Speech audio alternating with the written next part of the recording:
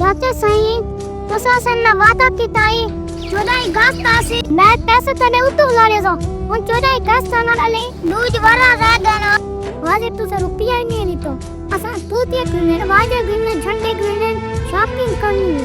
बेशक भतीजा खान मैं तो को आखा ही ते मैं आज भी आपरे वादे ते कहमा।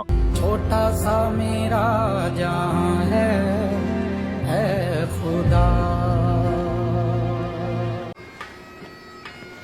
5 10 15 20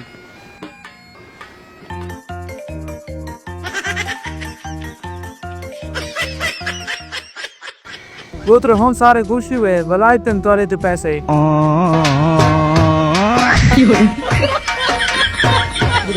हेलो